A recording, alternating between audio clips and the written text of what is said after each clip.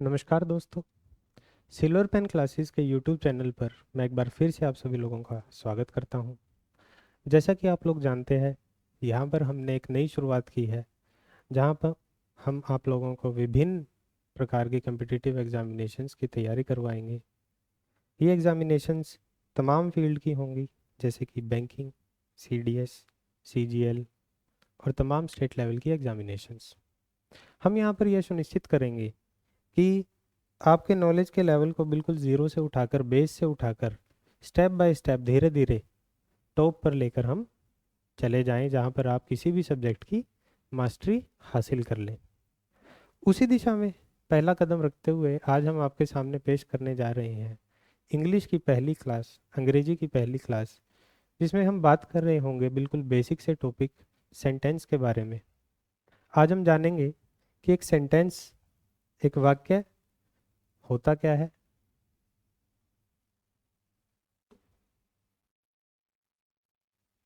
उसके बाद हम जानने की कोशिश करेंगे कि एक क्लोज क्या होता है, एक फ्रेज क्या होता है, क्या क्लोज और सेंटेंस में कोई संबंध है, हम थोड़ा सा जानने की कोशिश करेंगे। उसके बाद हम कोशिश करेंगे कि सेंटेंस को हम दो हिस्सों में विभाजित कर पाएं। ये दो हिस्से कौन से होंगे? ये दो हिस्से होंगे, पहला होगा सब्जेक्ट और दूसरा हिस्सा होगा प्रेडिकेट। जब हम यह जान चुके होंगे कि एक सेंटेंस को दो हिस्सों में कैसे विभाजित करें, सब्जेक्ट और प्रेडिकेट में, थोड़ा और आगे बढ़ते हुए हम कोशिश करेंगे कि हम जो सब्जेक्ट पोर्शन है उसमें से मुख्य सब्जेक्ट का हम पता लगा पाएं, यानी कोर वर्ड का पता लगा पाएं, और पता लगा पाएं कि उस कोर वर्ड के एट्रीब्यूट्स या एनलार्जमेंट क्या होते हैं।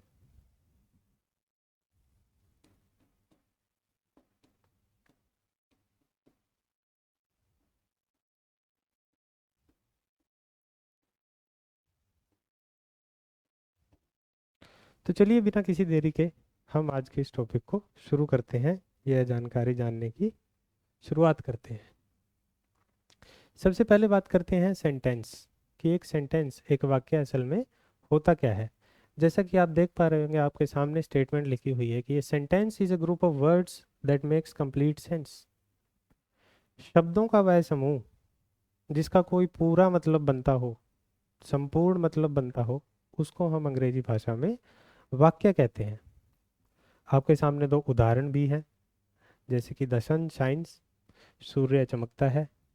यह शब्दों का एक समूह है, इसका पूरा मतलब बनता है। अगला एग्जाम्पल है वी वॉच्ड अ मूवी, हमने एक फिल्म देखी। शब्दों का एक समूह है, इसका मतलब बनता है कि हमने एक फिल्म देखी, संपूर्ण मतलब इसका शब्दों के समूह का बन पा रहा है, इसीलिए हम इसको सेंटेंस कह रहे हैं, वाक्य कह रहे हैं। जोर देने वाली बात यहाँ पर क्या है मेरे दोस्तों, कि एक सेंटेंस है जो, उसकी हमेशा ही एक कंप्लीट सेंस बननी चाहिए।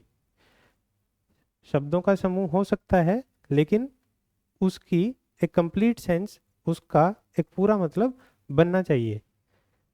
आइए, क्या ऐसे भी शब्दों का समूह हो सकता है जिनका पूरा मतलब ना बने? जैसे हम यहाँ पर एक एग्जांपल लेते हैं,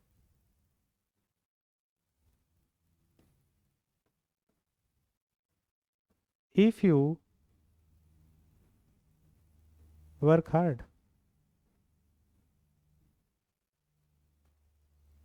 शब्दों का एक समूह है, क्या इसका एक पूरा मतलब बन पा रहा है? इसका मतलब बन पा रहा है कि अगर तुम मेहनत करोगे, अगर तुम दबाकर मेहनत करोगे, मतलब तो बन पा रहा है। लेकिन आपके, हमारे, किसी के भी मन में भी ये इच्छा जाहिर हो रही होगी कि अगर हम दबाकर मेहनत करेंगे, या अगर हम मेहनत करेंगे तो क्या होगा। मतलब इसका मतलब तो बन पा रहा है कि अगर हम मेहनत करेंगे, लेकिन इसका एक पूरा मतलब, संपूर्ण मतलब नहीं बन पा रहा है। पूरा मतलब जानने के लिए हमें कुछ और शब्द इसमें ऐड करने पड़ेंगे। जैसे अगर मैं इसमें शब्द ऐड कर दूं,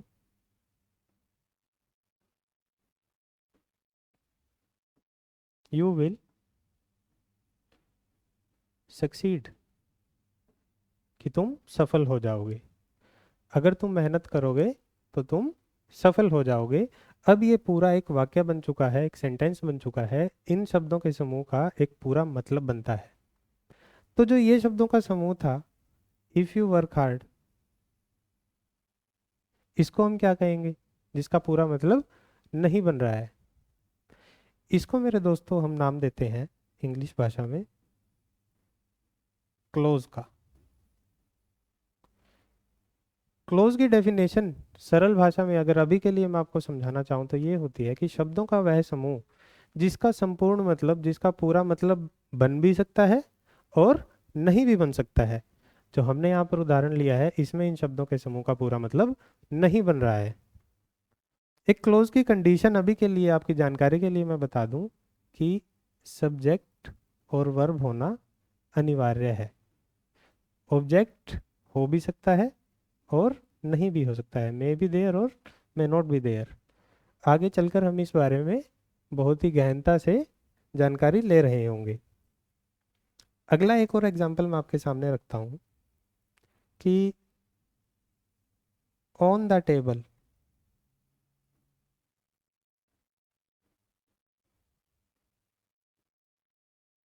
शब्दों का एक समूह है, बिल्कुल है। क्या इसका एक मतलब बन पा रहा है? बिल्कुल आप कहेंगे कि एक मतलब बन पा रहा है। ऑन द टेबल, मेज के ऊपर, क्या संपूर्ण मतलब इसका बन पा रहा है? नहीं बन पा रहा, क्योंकि आपके मन में ये इच्छा हो रही होगी, आपको जानने की इच्छा हो रही होगी कि मेज के ऊपर क्या। अगर इसको हम पूरा करें तो इसमें कुछ और शब्द हम ऐड कर सकते हैं। जैसे हम इसे लिख सकते हैं,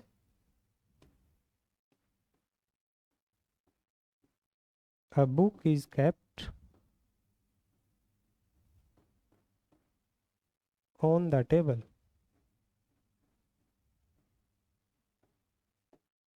अब इन शब्दों के समूह को आप पढ़िए, क्या इनका कोई मतलब बन पा रहा है?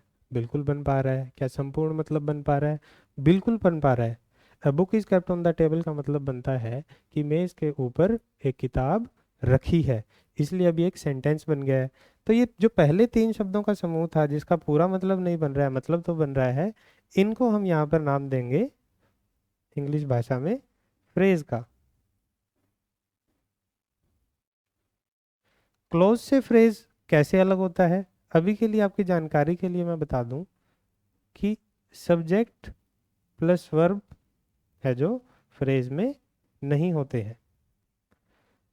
क्लोज के बारे में हमने जानकारी ली कि क्लोज एक ऐसा वाक्य होता है, ऐसे शब्दों का समूह होता है जिनका कोई मतलब बन भी सकता है और नहीं भी बन सकता है। अगर इनका पूरा मतलब अपने आप में बन गया तो यह एक वाक्य कहलाएगा। इसका मतलब हम ये भी कह सकते हैं कि sentence is a type of close. यहाँ पर ये बिल्कुल सच है कि every sentence is a close, लेकिन हर क्लोज एक सेंटेंस नहीं हो सकता है। चलिए आगे बढ़ते हैं और पता लगाते हैं कि अंग्रेजी भाषा में सेंटेंस कितने प्रकार के होते हैं। दोस्तों, यहाँ पर अंग्रेजी भाषा में सेंटेंस चार प्रकार के होते हैं। सबसे पहला प्रकार जो सेंटेंस का, वाक्य का अंग्रेजी भाषा में है, वो है जो सेंटेंस अजर्ट कर रहे हो, कुछ डिक्लेयर कर रहे हो। अजर्ट करना और डिक्लेयर करना, यहाँ पर इनका मतलब बनता है कि किसी चीज़ पर जोर दे रहे हो, किसी चीज़ का दावा कर रहे हो, डिक्लेयर कर रहे हो किसी चीज़ को, किसी चीज़ की घोषणा कर रहे हो, या फिर हमें कोई जानकारी दे रहे हो। ऐसे वाक्यों को हम क्या कहते हैं? ऐसे वाक्यों को हम नाम देते हैं असर्टिव या डिक्लेरेटिव सेंटेंस। असर्ट करने का मतलब ही जोर देना होता है और डिक्लेयर करने का मतलब ही घोषणा करना होता है। इन एग्जाम्पल्स को पढ़िए।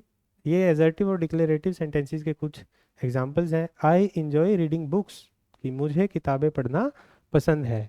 यह वाक्य आपको जानकारी दे रहा है, इसलिए यह असर्टिव या डिक्लेरेटिव सेंटेंस है। अगले एग्जाम्पल में, you are preparing for competitive exams, आप प्रतिस्पर्धात्मक एग्जाम्स की यहाँ पर तैयारी कर रहे हैं। तो यह सेंटेंस भी आपको एक जानकारी दे रहा है और इसी कारण से असर्टिव या डिक्लेरेटिव सेंटेंस है। अगले एग्जाम्पल की बात करें, they live in a big house, कि वे लोग एक बड़े आलीशान घर में रहते हैं, एक बड़े घर में रहते हैं। यह भी आपको जानकारी दे रहा है। इसी कारण से ये सेंटेंस असर्टिव या डिक्लेरेटिव सेंटेंस है। आगे बढ़ते हैं। Exercising daily keeps one healthy, कि नियमित तौर पर रोजाना एक्सरसाइज करना किसी के लिए किसी को भी सेहतमंद रखता है। यह भी आपको जानकारी दे रहा है। आई डोंट लाइक कॉफ़ी, मैं आपको जानकारी दे रहा हूँ कि मुझे कॉफ़ी पसंद नहीं है। ही नेवर लाइज, भैया मैं दावा कर रहा हूँ यहाँ पर कि वह है जो कोई व्यक्ति है वो कभी झूठ नहीं बोलता है। अगली एग्जाम्पल की यहाँ पर बात करें, they never travel by plane, वे लोग कभी भी हवाई जहाज से यात्रा नहीं करते हैं। ये आपको मैं जानकारी दे रहा हूँ। चलिए बढ़ते हैं अगले प्रकार के सेंटेंस के, अगले प्रकार के वाक्य पर। कुछ वाक्य ऐसे होते हैं जो सवाल पूछने के काम आते हैं, जो हमसे सवाल कर रहे होते हैं। ऐसे सेंटेंसेस को हम बोलते हैं इंटेरोगेटिव सेंटेंस। किसी को इंटेरोगेट करना, यहाँ पर इसका हिंदी में मतलब होता है किसी से पूछताछ करना।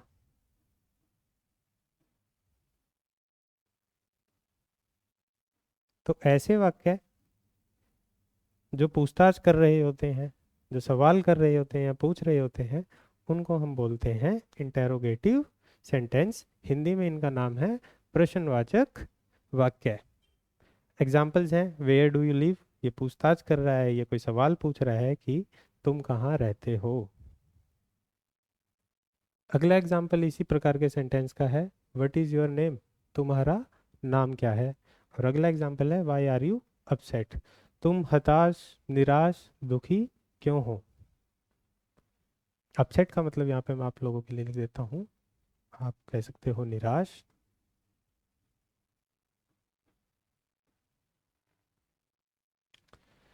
जो ये सेंटेंस है, प्रश्नवाचक सेंटेंस है, इंटेरोगेटिव सेंटेंस है, ये अक्सर ही इस सिंबल, एक क्वेश्चन मार्क के साथ खत्म होते हैं। इस सिंबल को, क्वेश्चन मार्क को आप हिंदी में प्रश्नवाचक चिन्ह के नाम से भी जानते हैं। लेकिन कई ऐसी सिचुएशन होगी, कई कई बार ये सेंटेंस है जो प्रश्नवाचक सेंटेंस है जो ये इस प्रश्नवाचक चिन्ह के साथ अंत नहीं हो रहे होंगे।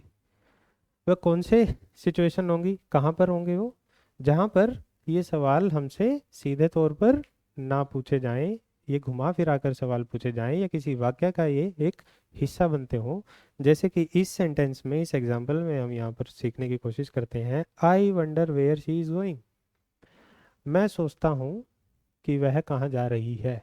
यहाँ पर बात क्या हो रही है, ये सवाल नहीं कर रहा है, ये जानकारी दे रहा है कि मैं कुछ सोच रहा हूँ। क्या सोच रहा हूँ, कि वह कहाँ जा रही है। मैंने किसी से पूछा नहीं है, ये सेंटेंस किसी ने किसी को पूछा नहीं है, यह सिर्फ आपको जानकारी दी गई है कि मैं सोच रहा हूँ कि वह कहाँ जा रही है।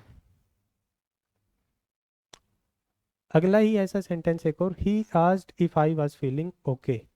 यहाँ अगर हिंदी में अनुवाद करें इस सेंटेंस का तो बनता है कि वह पूछता है, उसने मुझसे पूछा क्या, कि मैं सही महसूस कर रहा हूँ या नहीं। तो इसमें भी मैं बता रहा हूँ कि उसने मुझसे क्या पूछा, मैं जानकारी दे रहा हूँ, ना कि मैं किसी से सवाल पूछ रहा हूँ। अगला example, I don't know why they left early, कि मैं आपको जानकारी दे रहा हूँ कि मुझे नहीं पता कि वे जल्दी क्यों निकल गए, वे जल्दी क्यों चले गए। अब बात करते हैं तीसरे प्रकार के वाक्यों के, तीसरे प्रकार के सेंटेंस की। ये वे सेंटेंस हैं जो कमांड, एडवाइस, इंस्ट्रक्शन देने के काम आते हैं या फिर निवेदन करने के काम आते हैं। एडवाइस देना, किसी को सलाह देना।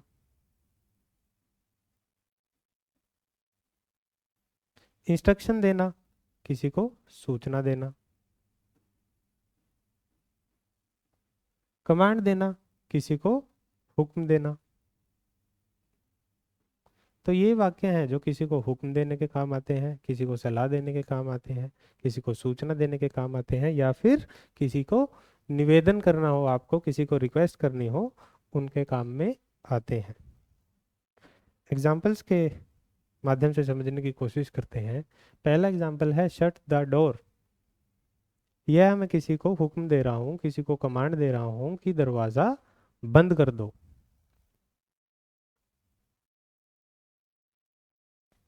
अगला एग्जाम्पल है please turn off the lights, कि कृपया करके बत्ती बुझा दो, बत्ती गुल कर दो। यहाँ पर मैं किसी से रिक्वेस्ट कर रहा हूँ। ट्राई टू स्टे काम, कृपया शांत रहने की कोशिश करें। यह मैं किसी को सलाह दे रहा हूँ। अगला एग्जाम्पल लेते हैं बी काइंड टू अदर्स, कि दूसरों के प्रति अच्छा बने रहें। Do not eat too much junk food, कि ज़्यादा जंक फूड, ज़्यादा तला हुआ खाना बाहर का ना खाएं। यह मैं एडवाइस दे रहा हूँ, सलाह दे रहा हूँ।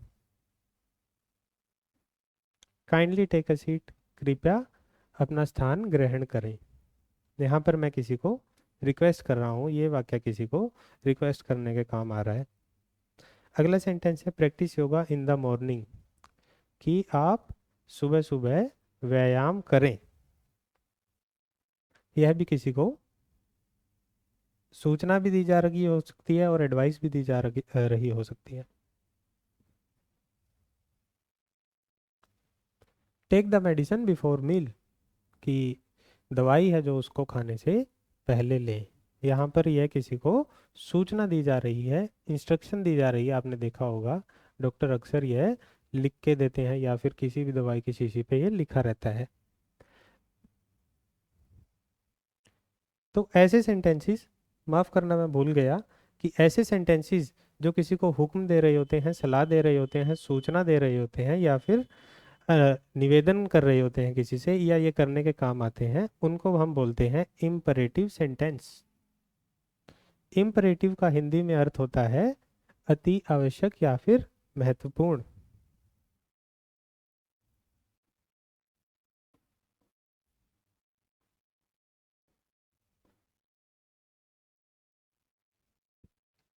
चलिए आगे बढ़ते हैं।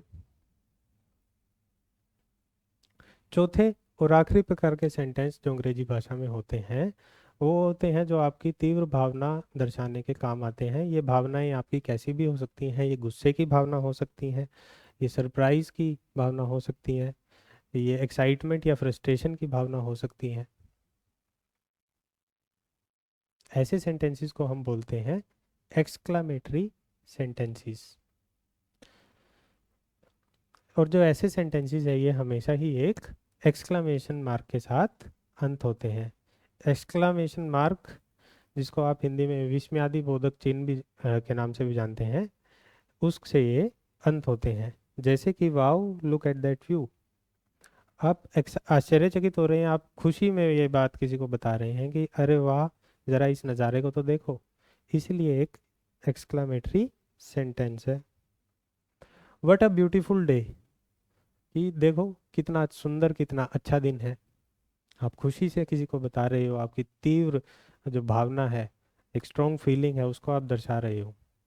स्टॉप इट राइट नाउ, आप गुस्से में कह रहे हो को इसको इसी वक्त बंद कर दो।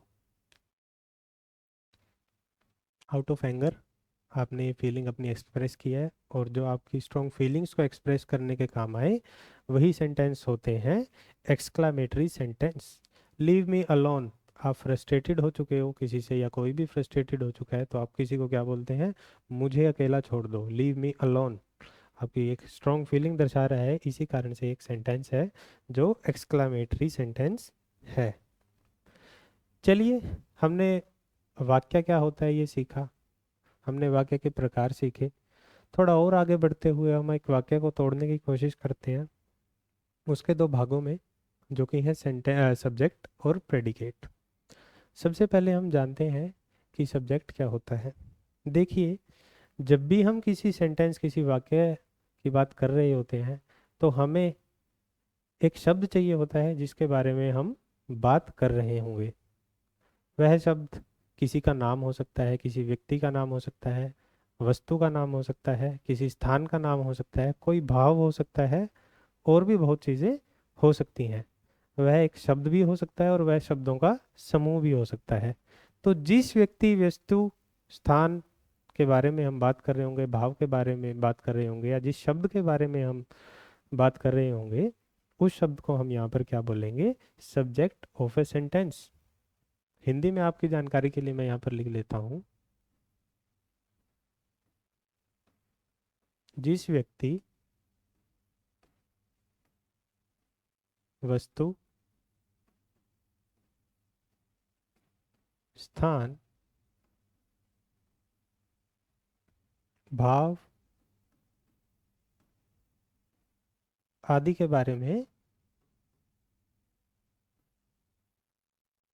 आदि की बात हो रही हो किसी भी सेंटेंस में, उसको हम बोलते हैं subject of a sentence. Usually जो सब्जेक्ट होता है वो संज्ञा होता है, सर्वनाम होता है, लेकिन वह इनके अलावा भी कुछ और हो सकता है। यह हम आगे चल के पढ़ेंगे डीप में, जब हम चीज़ों को पढ़ रहे होंगे। आगे बढ़ते हैं और बात करते हैं कि प्रेडिकेट क्या होता है। देखिए, अभी मैंने आपको बताया कि जब भी हम किसी वाक्य की बात कर रहे होते हैं अंग्रेजी भाषा में, तो सबसे पहले हमें एक ऐसे शब्द की ज़रूरत होती है। वह शब्द किसी व्यक्ति, वस्तु, स्थान, भाव आदि का नाम हो सकता है, जिसके बारे में हम कुछ बात कर रहे होते हैं।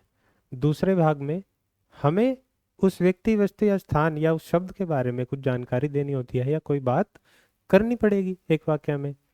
तो जो बात हम उस व्यक्ति, वस्तु, स्थान आदि या किसी शब्द के बारे में कर रहे होंगे किसी वाक्य में, उसी को हम प्रेडिकेट कहते हैं सेंटेंस का।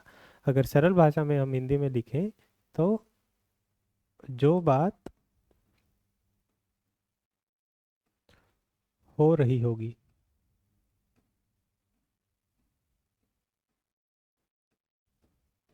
उसको हम बोलेंगे प्रेडिकेट ऑफ अ सेंटेंस। आइए एग्जाम्पल के माध्यम से समझने की कोशिश करते हैं। जैसे कि पहला सेंटेंस है बर्ड्स फ्लाई। हिंदी में अगर आप इसका मतलब जाने तो इसका मतलब होता है कि पक्षी उड़ते हैं। किसके बारे में बात हो रही है? पक्षियों के बारे में बात हो रही है। बात क्या हो रही है? उनके बारे में जानकारी दी जा रही है कि पक्षी उड़ते हैं, वे उड़ते हैं। तो बर्ड्स हो गया जो सब्जेक्ट, और प्रेडिकेट हो गया फ्लाई। क्या जानकारी दी गई कि वे उड़ते हैं। अगला एग्जाम्पल यहाँ पर लेते हैं डॉग्स बार्क। अब आपको क्लियरली दिख रहा होगा कि किसके बारे में हम बात कर रहे हैं यहाँ पर। हम यहाँ पर बात कर रहे हैं कुत्तों के बारे में। और क्या जानकारी उनके बारे में दी गई है? जानकारी दी गई है कि कुत्ते भौंकते हैं। जिसके बारे में बात हो रही है उसी को हम सब्जेक्ट बोलेंगे, जो बात हो रही है उसी को हम प्रेडिकेट बोलेंगे। अगला एग्जाम्पल है मोहन प्लेज क्रिकेट। मोहन नाम का एक व्यक्ति है, एक लड़का है जो कि क्रिकेट खेलता है। किसके बारे में बात हो रही है? मोहन के बारे में बात हो रही है, तो मोहन निश्चित ही सब्जेक्ट हो गया है। क्या बात हो रही है? यह जानकारी दी जा रही है कि वह क्रिकेट खेलता है, तो यह इस सेंटेंस का प्रेडिकेट हो गया है। आगे बढ़ते हैं। The train which has 9 coaches leaves eight 6 PM। अगर आप हिंदी में अनुवाद करें इस वाक्य का, तो इसका अनुवाद होता है कि वह रेलगाड़ी जिसके 9 डिब्बे हैं वह 9 बजे रवाना होती है, वह 9 बजे स्टेशन से निकलती है। बात किसके बारे में हो रही है? The train which has 9 coaches, एक रेलगाड़ी जिसके 9 डब्बे हैं। उसके बारे में जानकारी क्या दी गई है? जानकारी दी गई है कि वह 6 बजे रवाना होती है। यहाँ पर कंसेप्ट आता है सब्जेक्ट। जब ग्रुप ऑफ वर्ड्स हो उसमें से मेन सब्जेक्ट, मेन वर्ड हम कैसे निकालें, किसके बारे में बात हो रही है वो कैसे पता करें। देखिए, अगर आप देख पा रहे होंगे the train which has 9 coaches, एक ट्रेन है, रेलगाड़ी है जिसके 9 डब्बे हैं, जानकारी दी गई है। अगर आप ध्यान से देखें तो मुख्य बात तो एक रेलगाड़ी की ही हो रही है। रेलगाड़ी के अलावा उसकी जानकारी दी गई है, अधिक जानकारी दी गई है रेलगाड़ी के बारे में कि जिस रेलगाड़ी के 9 डब्बे हैं, रेलगाड़ी है उसके 9 डब्बे हैं, उसके बारे में यहाँ पर बात हो रही है। तो जो एक्स्ट्रा जानकारी मेन वर्ड के बारे में दी होती है किसी भी सेंटेंस में, इसी को हम बोलते हैं एनलार्जमेंट।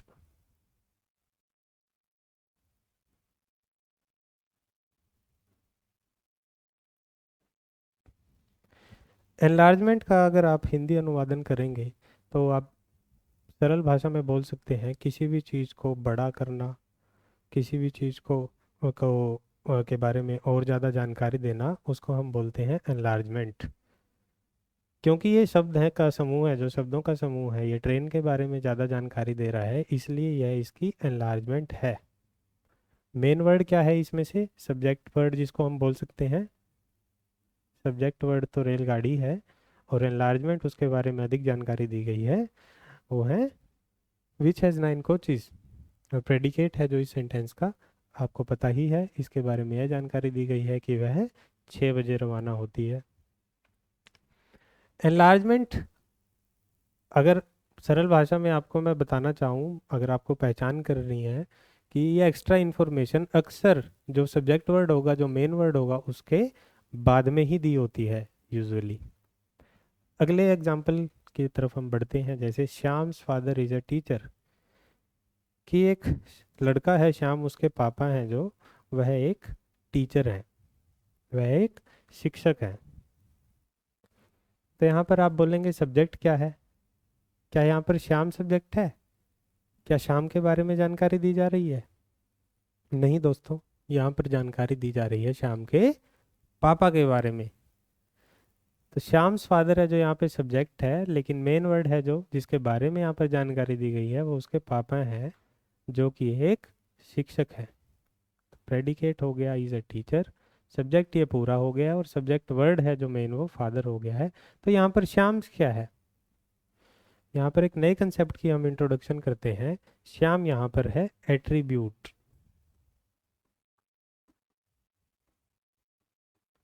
एट्रीब्यूट जो शब्द है, इसका हिंदी में अर्थ होता है गुण।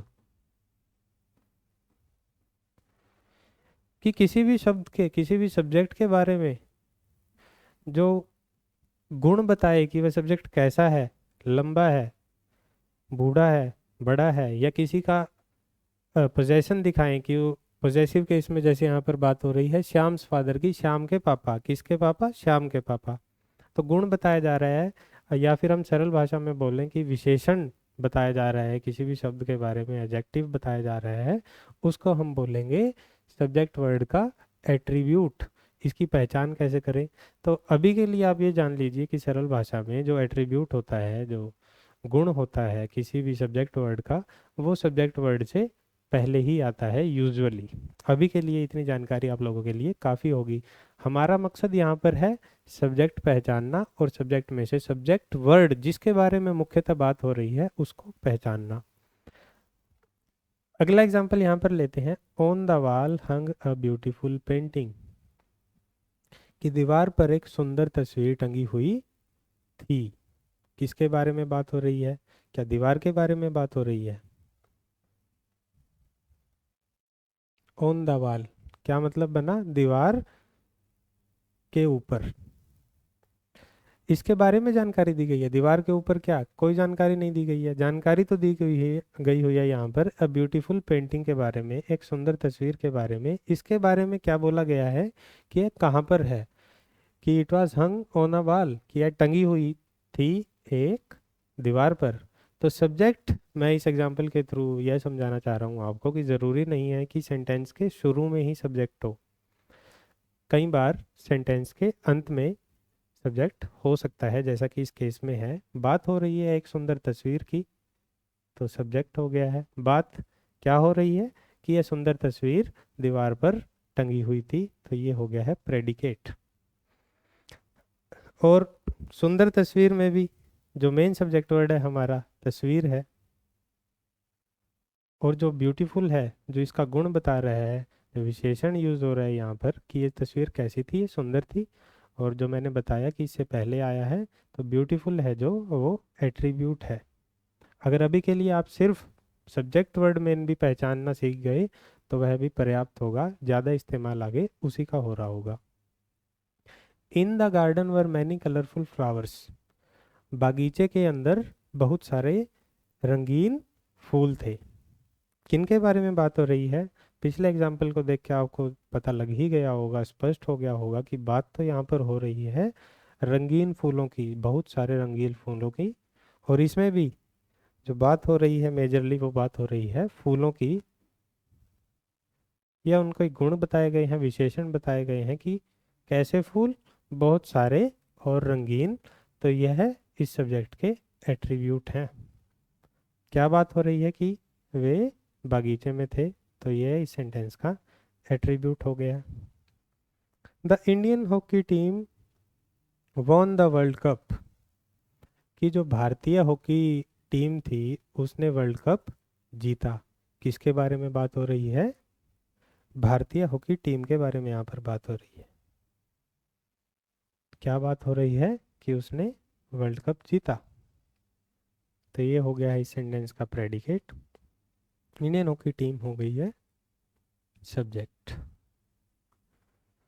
इसमें भी अगर आप मेन सब्जेक्ट वर्ड को पहचाने, अब आपको क्लियरली दिखने लग गया हो कि बात तो हो रही है यहाँ पर एक टीम की बात हो रही है मुख्यतः।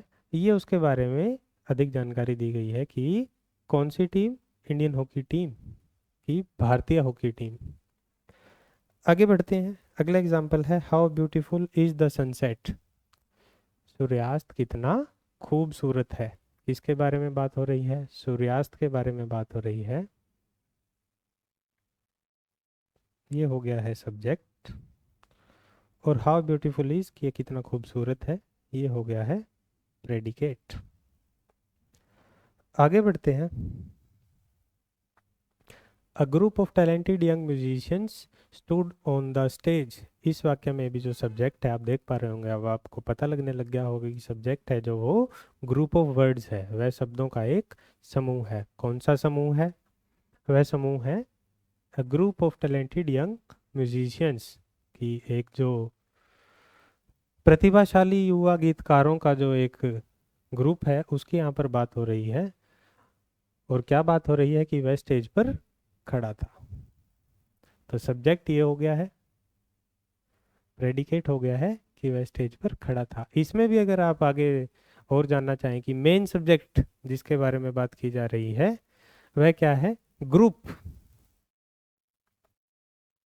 ये उसके बारे में अधिक जानकारी दी गई है। ग्रुप किनका? प्रतिभाशाली युवा गीतकारों का। आपको पहचान ये भी हो गई होगी कि ग्रुप के बारे में अधिक जानकारी दी गई है। ग्रुप जो है सब्जेक्ट वर्ड है, यहाँ पर मेन वर्ड है, सब्जेक्ट वर्ड लिख देते हैं इसको। इसके बारे में अधिक जानकारी दी गई है। और मैंने पीछे बताया था कि जो सब्जेक्ट वर्ड के बारे में अधिक जानकारी दें और यूजुअली सब्जेक्ट के पीछे आए, उनको हम क्या बोलते हैं? एनलार्जमेंट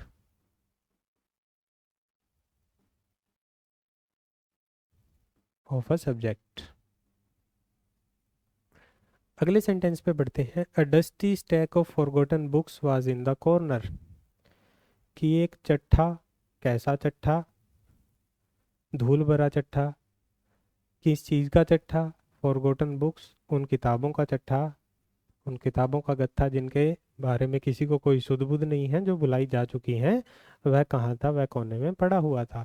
तो अगर आप सब्जेक्ट यहाँ पर मोटा मोटा जानने की कोशिश करें, पहचानने की कोशिश करें, तो बात हो रही है dusty stack of forgotten books के बारे में।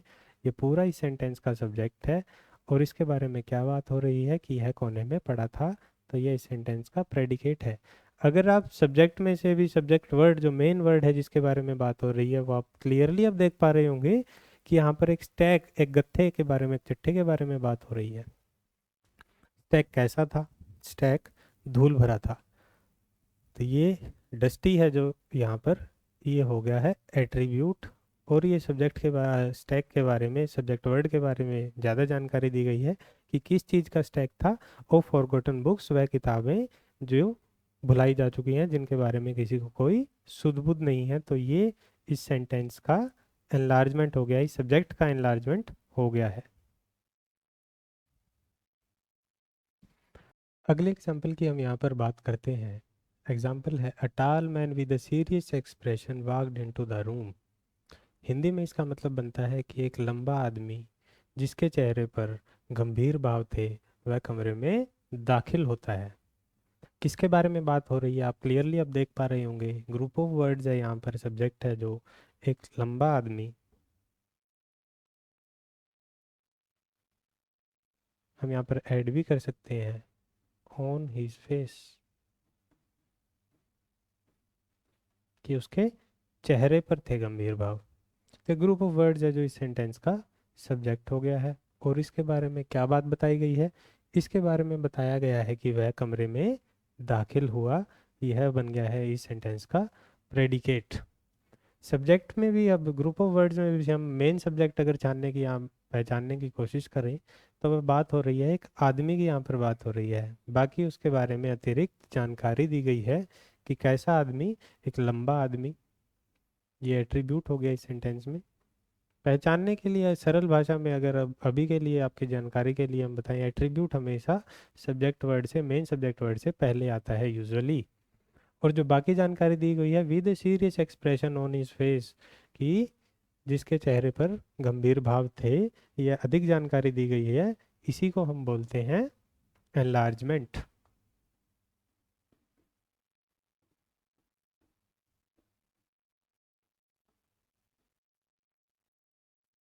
अगला एग्जाम्पल लेते हैं यहाँ पर, the brown cat chased the mouse, कि एक भूरी बिल्ली ने चूहे का पीछा किया। आप देख पा रहे होंगे क्लियरली कि बात किसके बारे में यहाँ पर हो रही है। एक भूरी बिल्ली के बारे में बात हो रही है। बात क्या हो रही है कि उसने एक चूहे का पीछा किया। तो सब्जेक्ट यहाँ पर क्या हो गया है? The brown cat. प्रेडिकेट क्या हो गया है? Chase the mouse. सब्जेक्ट में भी यहाँ पर जो मेन वर्ड है जिसके बारे में बात हो रही है, वह एक बिल्ली के बारे में बात हो रही है। बाकी अधिक जानकारी उसके बारे में बताया गया है कि वह बिल्ली कैसी थी। वह बिल्ली भूरे रंग की थी। यह हो गया इस सब्जेक्ट वर्ड का एट्रीब्यूट। अगले सेंटेंस की हम यहाँ पर बात करते हैं, running is good for your health, कि जो दौड़ लगाना है, जो दौड़ने की एक क्रिया है, वह आपकी सेहत के लिए लाभदायक है, अच्छी है। किसके बारे में बात हो रही है? रनिंग, दौड़ने के बारे में बात हो रही है, और उसके बारे में बताया गया है कि ये आपकी सेहत के लिए लाभदायक है, प्रेडिकेट। और सब्जेक्ट थोड़ा सा एडवांस हम यहाँ पे चलते हैं कि रनिंग है, अगर किसी को आपको पता होगा, दौड़ना है जो असल में एक क्रिया है, लेकिन वह क्रिया यहाँ पर एक संज्ञा का काम कर रही है, एक नाउन का काम कर रही है, यहाँ पर सब्जेक्ट वर्ड है जो। तो इसको हम ऐसे, ऐसी क्रिया जो संज्ञा का काम कर रही होते हैं, इन्हीं को हम अंग्रेजी में बोलते हैं जेरंड।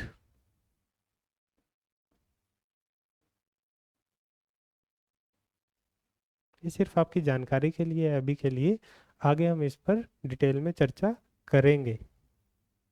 तो जेरंड क्या होता है? ये एक क्रिया होती है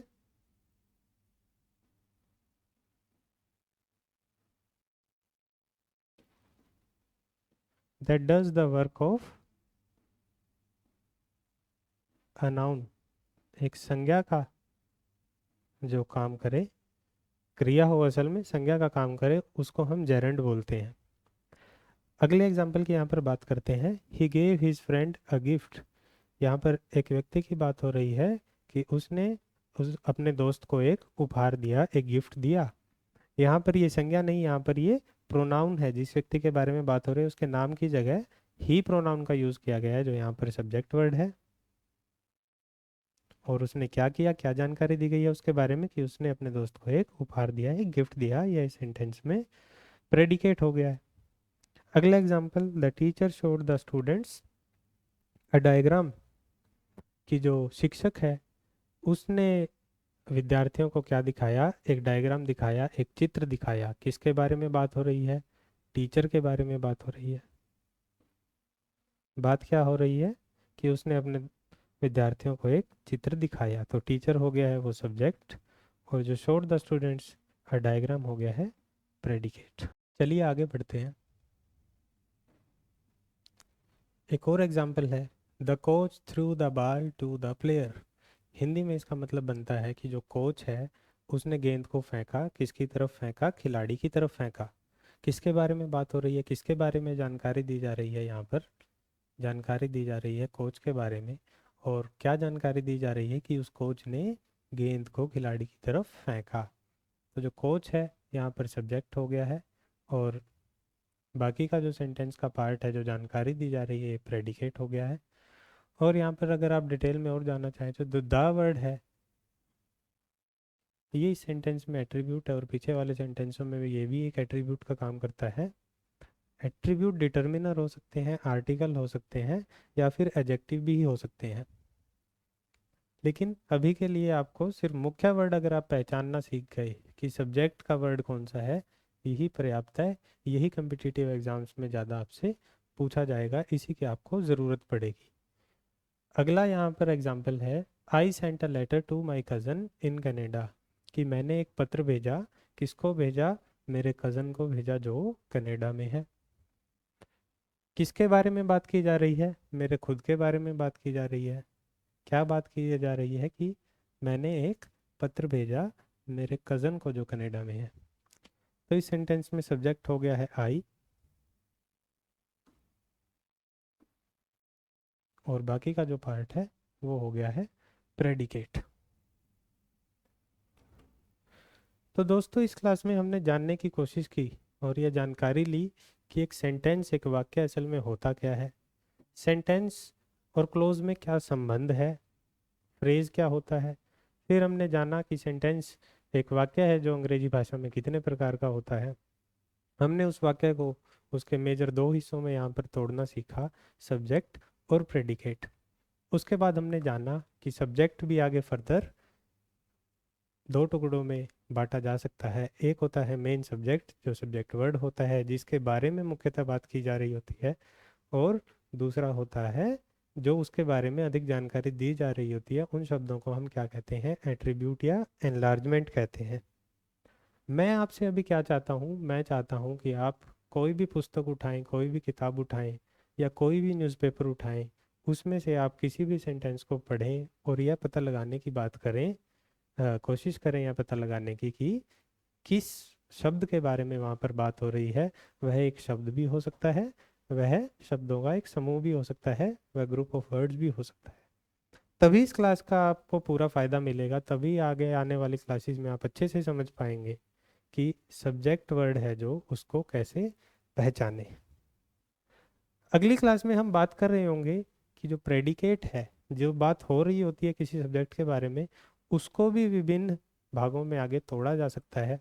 उसको वर्ब और मेनली ऑब्जेक्ट में तोड़ा जा सकता है। हम यहाँ पर पता लगाने की अगली क्लास में कोशिश करेंगे कि वर्ब कैसी होती है, उसकी पहचान कैसे करेंगे, ऑब्जेक्ट कौन से होते हैं, कितने प्रकार के होते हैं, डायरेक्ट ऑब्जेक्ट और इनडायरेक्ट ऑब्जेक्ट क्या होते हैं। तब तक के लिए आप सभी के दिन मंगलमय हो जी। पढ़ते रहिए, आगे बढ़ते रहिए, अपनी तैयारी है जो उसको जारी रखिए, और क्लास को अंत तक देखने के लिए बहुत बहुत धन्यवाद मेरे दोस्तों।